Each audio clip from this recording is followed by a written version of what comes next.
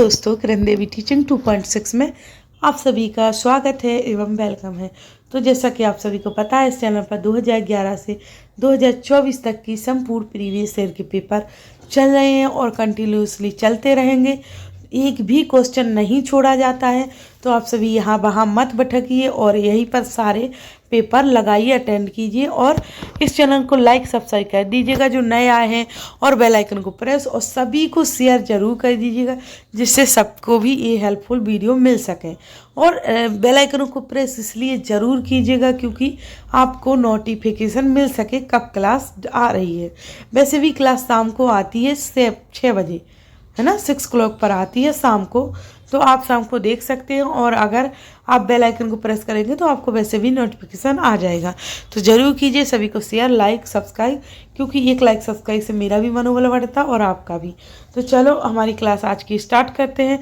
जहाँ पर हम क्लास छोड़ते हैं वहीं से हम स्टार्ट कर देते हैं।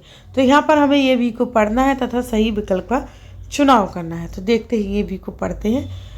तो पाठ्यचर्या में जेंडर परिप्रेक्ष्य को सम्मिलित करना महिलाओं के संदर्भों प्रतिनिधित्व में बढ़ोतरी मात्र से है। या पाठ्यचर्या में जेंडर परिप्रेक्ष्य को सम्मिलित करने के लिए मुद्दों की चर्चा में स्त्री परिप्रेक्ष्य को ध्यान में रखने की आवश्यकता है। तो हमारा राइट आंसर हो जाएगा क्या? Only one, only B. ये गलत है, बी सही है। तो हमारा राइट आंसर क्वेश्चन के अनुसार, क्वेश्चन तो ये बी को पढ़ना है, हमें सही देखना है, तो बी हमारा सही है, केवल बी। तो दूसरा ही हमारा राइट आंसर हो जाएगा। फिर है आगे। तो चुनाव में मतदान के महत्व पर एक चर्चा की शुरुआत करने हेतु निम्नलिखित में कौन सा विषय सबसे प्रासंगिक होगा? तो देश जिसमें चुनाव में सार्वभौमिक मताधिकार की प्रणाली है, या भारतीय नागरिकों के मौलिक कर्तव्य, या सार्वजनिक भलाई के लिए सूचित और विवेकपूर्ण निर्णय लेना, या नाबालिग मतदान क्यों नहीं कर सकती? तो हमारा जो विषय, कौन सा विषय सबसे प्रासंगिक होगा, वो है हमारा तीसरा राइट आंसर की सार्वजनिक भलाई के लिए सूचित और विवेकपूर्ण निर्णय लेना। तो हमारा तीसरा ही राइट आंसर हो जाएगा। फिर है भूगोल की एक शिक्षिका अपने विद्यार्थियों को एक उद्योग स्थापित करने के लिए अवस्थित के कारकों की गहराई से छानबीन करवाना चाहती है। तो निम्नलिखित में से कौन सी विधि या विधियां अपनाई जाएंगी? तो देखते हैं कौन सी विधि या विधियां अपनाई जाएंगी। तो निरूपण, परियोजना, फैक्ट्री का भ्रमण, या कुछ अध्ययन वृत्तों, केस स्टडीज पर चर्चा। तो राइट आंसर हो जाएंगे हमारा बी, सी और डी, ना कि ए। तो हमारा कौन सा राइट आंसर हो जाएगा? इसमें से हमारा दूसरा राइट आंसर हो जाएगा बी, सी, डी। और आप सभी को जो एनसीईआरटी थ्योरी कर रहा है, तो उसके साथ साथ में हमें प्रीवियस ईयर के पेपर लगाना भी बहुत इम्पोर्टेंट है, क्योंकि उससे हमारा आकलन हो जाता है कि हम कितने मार्क्स ला पा रहे हैं और कितना अटेंड कर पा रहे हैं, कौन से क्वेश्चन हमें नहीं आ रहे हैं। इसलिए हमें प्रीवियस ईयर के पेपर लगाना बहुत मोस्ट इम्पोर्टेंट हो जाता है। इसलिए आप सभी को पूरे संपूर्ण पेपर दिए जा रहे हैं, तो आप क्यों चूकते हो, सभी लगाइए। वर्ष 1975 से 1977 के बीच भारत में आपातकालीन की अवधि के दौरान भारत सरकार ने पत्रकारों के लिए कुछ नियम निर्धारित किए और उन्हें दिए गए दिशा निर्देशों का पालन करने के लिए कहा गया। सभी समाचार पत्रों को कोई भी लेख प्रकाशित करने से पहले सरकार से अनुमति लेने के लिए कहा गया था। तो यह उदाहरण किन सिद्धांतों को समझने के लिए उपयुक्त है? तो सामाजिक विज्ञान, या अभिवेचन, सेंसरशिप, या भेदभाव, या लोकतंत्र के नुकसान। तो राइट आंसर हो जाएगा यह सिद्धांतों को समझने के लिए, यानी दूसरा, अभिवेचन, सेंसरशिप को समझने के लिए, यानी दूसरा ही हमारा राइट आंसर हो जाएगा। फिर है इधर कि भीमराव अंबेडकर के बचपन के अनुभवों पर रोल प्ले निम्न में से किसे समझने में सामाजिक विज्ञान के विद्यार्थियों के लिए सहायक हो सकता है? तो देखते हैं। उन तरीकों व साधनों को जिनके द्वारा भारतीय संविधान लिखा गया, या समाज के एशियाई समूहों के साथ समानुभूति, या उपनिवेशक समय में अस्पृश्यता का चलन कैसा था? तो राइट आंसर हो जाएगा हमारा बी और सी, ना कि पहला। तो हमारा राइट बी ही आंसर हो जाएगा, यानी बी, सी क्वेश्चन के अनुसार। फिर देखते हैं। स्वास्थ्य क्षेत्र में सरकार की भूमिका थीम को पूरा करवाने हेतु एक प्रारंभिक विद्यालय की शिक्षिका योजना बना सकती है। तो क्या योजना बना सकती है? तो ग्रामीण व शहरी क्षेत्रों में उपलब्ध स्वच्छ सुविधाओं पर वाद विवाद करवाना, या साफ पीने के पानी की उपलब्धता पर चर्चा करवाना, या सार्वजनिक व निजी स्वास्थ्य सेवाओं की तुलना करवाना, या सार्वजनिक स्वास्थ्य व्यवस्था संबंधी खेल की केस स्टडी। तो इसमें हमारे चारों ही सही लग रहे, चारों ही क्वेश्चन के अनुसार राइट आंसर है, यानी हमारा फोर्थ राइट आंसर हो जाएगा। ये बी सी डी चारों सही है। फिर आगे देखते हैं। तो आगे सामाजिक विज्ञान की कक्षा में बच्चों में चिंतन प्रक्रिया तथा समालोचनात्मक दृष्टिकोण को प्रोत्साहित करने हेतु निम्न में से कौन सी युक्तियां सबसे उपयुक्त हैं? तो मुद्दों पर चर्चा, या दृश्य श्रवण सामग्री यानी ऑडियो विजुअल्स, या शिक्षक का मत। तो हमारा राइट आंसर हो जाएगा ए और बी, ना कि शिक्षक का मत। तो हमारा फर्स्ट ही राइट आंसर हो जाएगा, ये बी सही आंसर है। फिर भारत के मौसमों की चर्चा करने हेतु एक शिक्षिका एक पाठ्य योजना बना रही है। वह इसे अपने द्वारा पढ़ाए गए संप्रत्यय के साथ जोड़ना चाहती है। उसने इससे पहले निम्नलिखित संप्रत्ययों में से कौन सा संप्रत्यय पढ़ाया होगा? तो लीप बस, परिक्रमण, या घूर्णन, या प्रदीप्ति व्रत। तो उसने पढ़ाया होगा क्या? परिक्रमण। परिक्रमण सबसे पहले पढ़ाया होगा, यानी दूसरा ही हमारा राइट आंसर माना जाएगा। फिर है सामाजिक विज्ञान की कक्षा में निम्नलिखित में से कौन सा समालोचनात्मक चिंतन क्षमता को बढ़ावा दे सकता है? तो कौन सा दे सकता है? तो चलो देखते हैं चारों को। तो हमारा दिए गए तर्क हेतु साक्ष्य का स्रोत पूछना, या विद्यार्थियों को अपने शब्दों में विवरण देने के लिए प्रोत्साहन करना, या विद्यार्थियों को केवल एक ही तरीके से व्याख्या करने के लिए प्रोत्साहित करना, या शिक्षक द्वारा कही गई बात को ज्यों का त्यों वर्णित करना। तो राइट आंसर हो जाएगा हमारा ए और बी। ए और बी सही आंसर है, यानी हमारा फर्स्ट ही राइट आंसर माना जाएगा। फर्स्ट ही राइट आंसर हो जाएगा। फिर है हमारा सामाजिक विज्ञान की कक्षा में निम्नलिखित गतिविधियों में से कौन सी समालोचनात्मक चिंतन को बढ़ावा देती है? तो प्रश्नोत्तरी क्विज का आयोजन करना, या जिसमें कभी प्रश्नों के उत्तर शिक्षक द्वारा लिखवाए गए नोट्स में है, या विद्यार्थियों को नियमित तौर पर पाठ्य पुस्तक की विषय वस्तु को पढ़ने के लिए प्रोत्साहन करना, या कक्षा में वाद विवाद आयोजन करने के लिए सामान्य ज्ञान के विषय को उपलब्ध करवाना, या फिर बच्चों को समाचार पढ़ने तथा उस विषय वस्तु पर सवाल करने के लिए प्रोत्साहित करना। तो हमारा सी और डी ही राइट आंसर हो जाएगा, जो कि बहुत इम्पोर्टेंट मोस्ट है। तो हमारा फोर्थ ही राइट आंसर माना जाएगा। फिर है आगे। तो विद्यार्थियों द्वारा कक्षा में पूछे गए प्रश्न हमारे शहर इतने गंदे क्यों हैं? तो को संबोधित करने के लिए शिक्षिका इस पर विभिन्न दृष्टिकोण उपलब्ध करवाने का निर्णय लेती है। निम्न में से कौन सी सबसे उपयुक्त युक्ति होगी?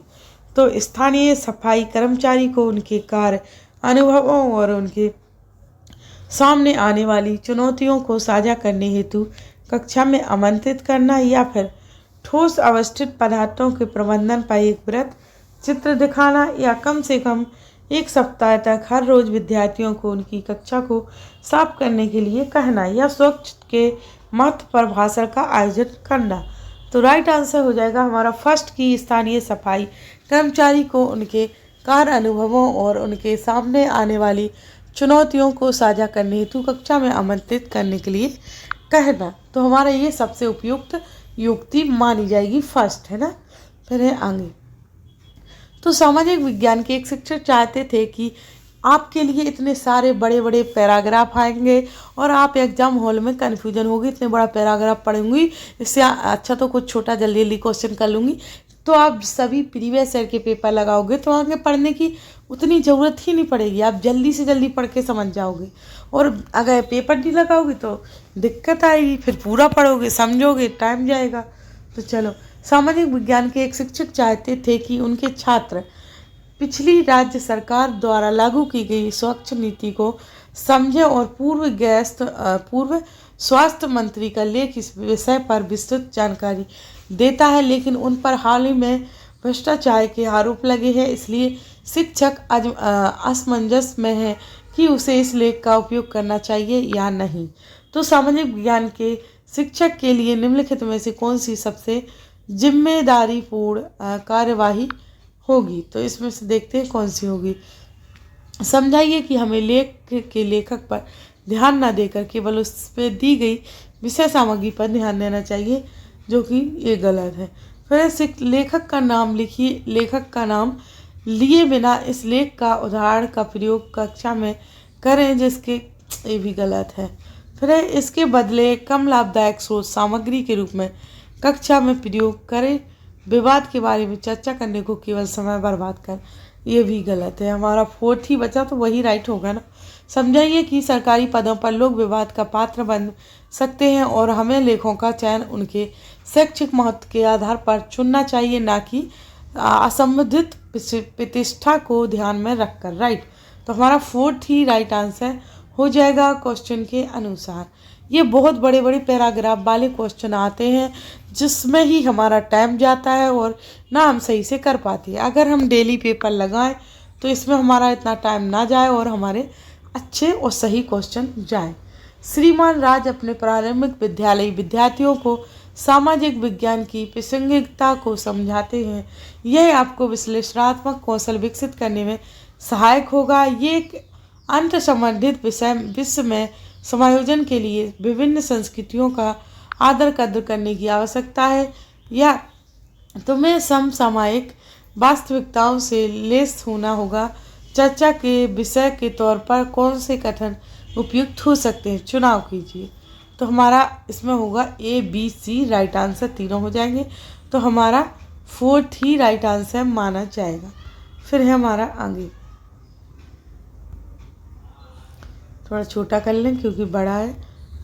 सामाजिक विज्ञान परियोजना करते हुए निम्न में से कौन सा प्राथमिक स्रोत के प्रयोग की ओर संकेत देता है? तो समाचार पत्रिका पढ़ना, या एक फीचर फिल्म देखना, या एक वृत्त चित्र देखना, या एक ऐतिहासिक स्मारक का भ्रमण एवं परीक्षण करना।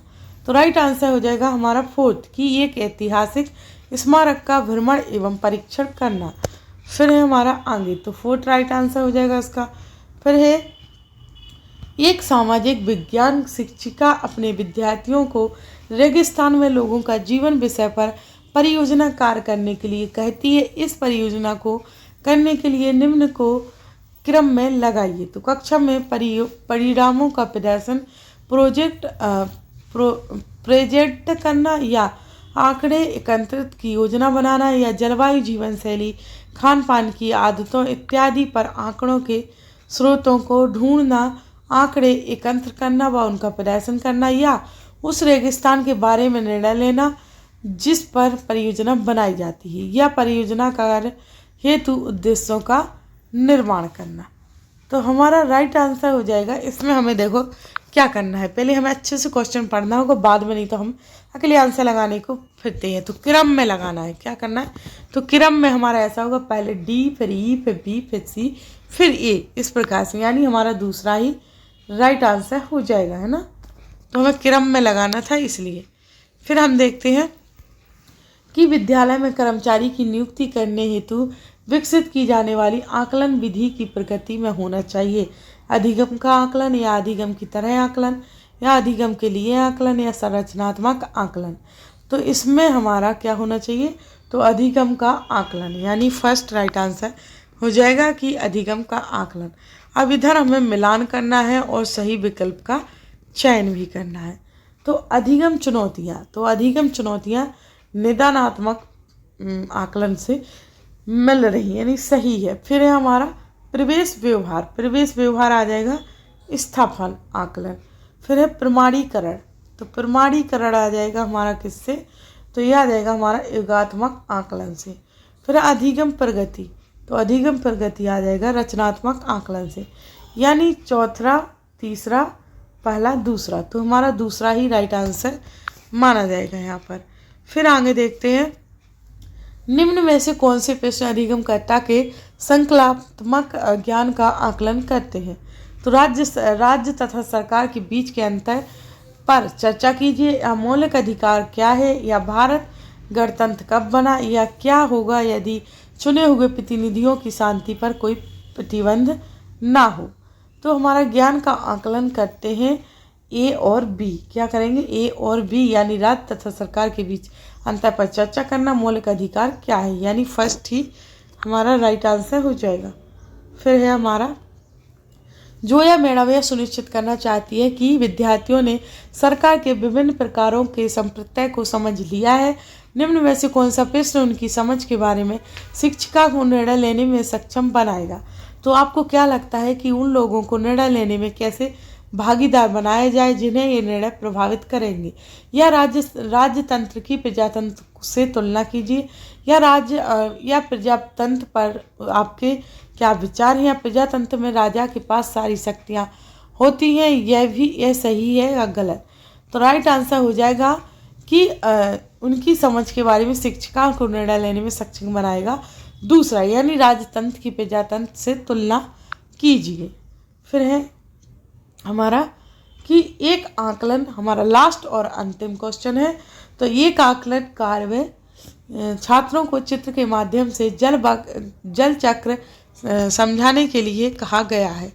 तो क्या करेंगे छात्र? इस कार्य के माध्यम से छात्र के ज्ञान या समझ के निम्नलिखित में से कौन से पहलू का आकलन नहीं किया जा सकता है?